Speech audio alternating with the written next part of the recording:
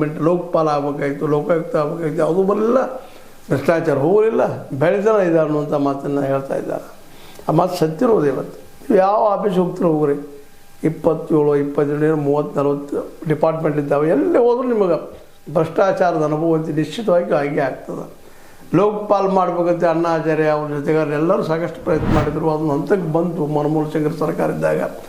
ನಂತರದಲ್ಲಿ ಅದು ಎಲ್ಲಿದ್ರು ಕನ್ನಡ ಹೆಸರಿಗೊಂದು ಲೋಕಪಾಲ್ ಮಾಡಿದರು, ಹೆಸರಿಗೊಂದು ಕಾನೂನು ಮಾಡಿದರು, ಅದರಲ್ಲಿ ಏನೂ ಇಲ್ಲ. ಇವತ್ತು ಲೋಕಪಾಲ್ ಯಾರು ಅನ್ನೋದು ನಮಗೆ ಗೊತ್ತಿಲ್ಲ ಅಂತ ಅನ್ನೋ ಮಾತನ್ನು ಹೇಳ್ತಾ, ಜೊತೆಗೆ ಈ ಒಂದು ಹೋರಾಟ ನಾವು ತಪ್ಪು ಮಾಡಿದ್ವಿ ಆ ಸಂದರ್ಭದಲ್ಲಿ ಅಂತ ಒಪ್ಪಿಕೊಳ್ತಾ, ಇವತ್ತು ಮತ್ತೆ ಅಂಥ ಒಂದು ಮೂಮೆಂಟ್ ಆಗಬೇಕಾಗೈತಿ ಅನ್ನೋದು ಬಯಸ್ತಾ ಇದ್ದಾರೆ ಪ್ರಶಾಂತ್ ಭೂಷಣ್ ಅವರು. ಆದರೆ ಇವತ್ತು ಆಗ್ತದನ ಅನ್ನುವಂಥ ದೊಡ್ಡ ಪ್ರಶ್ನೆ ಅದು. ಯಾಕೆಂದರೆ ದೇಶದ ಎಲ್ಲ ಕಡೆಯೂ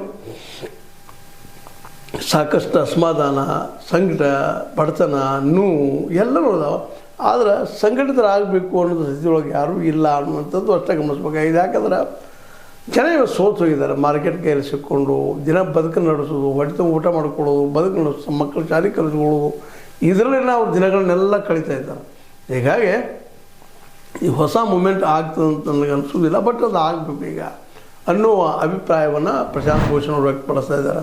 ಆ ಸಂದರ್ಭದಲ್ಲಿ ತಾವು ಮಾಡಿದ ತಪ್ಪಾಗಿರ್ಬೋದು, ಇನ್ನೊಬ್ಬರು ಮಾಡಿದ ತಪ್ಪಾಗಿರ್ಬೋದು, ಎಲ್ಲ ಹೇಳ್ಕೊಳ್ತಾ ಇರುವ ಪ್ರಶಾಂತ್ ಭೂಷಣ್ ನಿಜವಾಗಿಯೂ ಇವತ್ತು ಅದು ನೆನಪಿಸ್ಕೊಳ್ತಾ ಇದ್ದಾರೆ. ಅಂಥ ಮೂಮೆಂಟ್ ಆಗಿತ್ತು. ಇಡೀ ದೇಶದ ವ್ಯವಸ್ಥೆ ಬದಲಾಗುವಂಥ ಮಟ್ಟಕ್ಕಿತ್ತು. ಕೇಜ್ರಿವಾಲ್ರಾಗಿರ್ಬೋದು, ಮತ್ತವರಾಗಿರ್ಬೋದು ಒಳ್ಳೆ ಪ್ರಯತ್ನ ಮಾಡಿದರು, ಅದ್ರ ಕೊನೆಗೆ ಬಂದು ತಪ್ಪು ಮಾಡಿದರು ಅನ್ನೋದು ಮಾತಾಡಿದರು. ಆದರೆ ಇದೇ ಕಾಲಕ್ಕೆ ಪ್ರಶಾಂತ್ ಭೂಷಣ್ ತಪ್ಪು ಮಾಡಿದರು ಅನ್ನೋದನ್ನು ತಾವು ಒಪ್ಪಿಕೊಳ್ತಾ ಇದ್ದಾರೆ.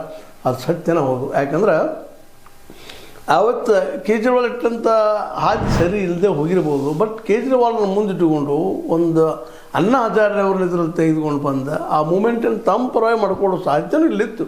ಆದರೆ ಇವರು ಮಾಡಲಿಲ್ಲ. ಪ್ರಶಾಂತ್ ಭೂಷಣ್ ಅವರು ಅಡ್ಮೆಂಟ್ ಆದರು ಕಮ್ಯುನಿಸ್ಟ್ ಗತಿ ಅಂತೇಳಿ. ಕಮ್ಯುನಿಸ್ಟ್ರು ಒಂದು ತಪ್ಪು ಮಾಡಿದ ಇತಿಹಾಸ